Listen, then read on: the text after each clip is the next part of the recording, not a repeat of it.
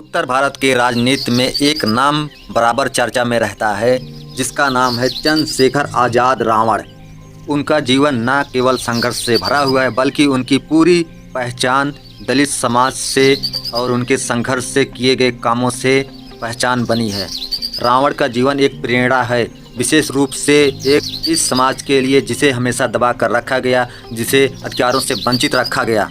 चंद्रशेखर रावण का जीवन बहुत ही कठिनाई में और संघर्षपूर्ण रहा है। वह एक ऐसे परिवार से आते हैं जिसे समाज में हमेशा नीच समझा जाता था।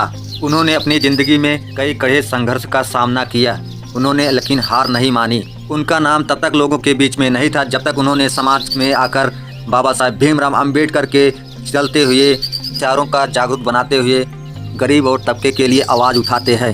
रावण ने भीमराव अंबेडकर के विचारों को अपनाया और उनके सिद्धांतों पर चलने का प्रयत्न किया।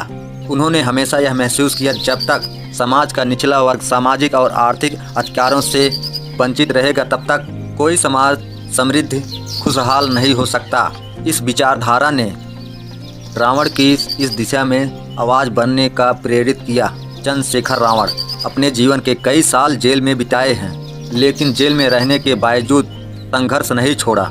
उन्होंने अपने विचारों और आदर्शों से कभी समझौता नहीं किया। जेल में रहते हुए उन्होंने कई कठिनाइयां झेला है, लेकिन उन्होंने कभी हार नहीं मानी। इस समय ने रावण को और भी मजबूत बना दिया।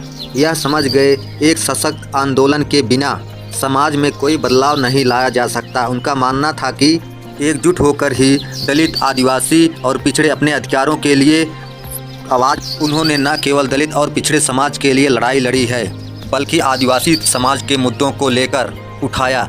उनके आंदोलन में आम जनता की भागीदारी बढ़ी, क्योंकि लोग उनके संघर्ष में अपने संघर्ष की छाया देख रहे थे।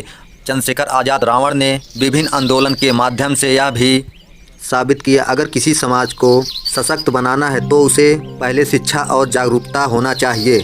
उन्होंने अपने आंदोलनों में शिक्षा और सामाजिक समानता और आर्थिक विकास का मुद्दा उठाया।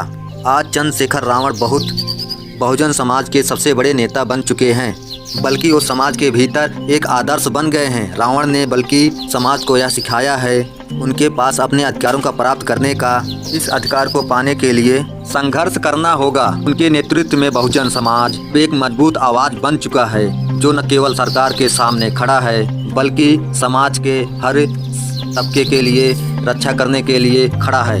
रावण का यह संघर्ष केवल व्यक्तिगत नहीं है, यह एक समग्र आंदोलन है जो समाज के लिए हर व्यक्ति को छाया में रखना चाहते हैं और वो अपने अधिकारों के लिए जागरूक कर रहा है। चंद्रशेखर रावण ने यह साबित किया है कि समाज का हर कमजोर वर्ग जब तक सही शिक्षा और सही विकास न हो, वो पीछे से सशक्त नहीं होगा, तब तक कोई समाज समृद्ध नहीं हो सकता।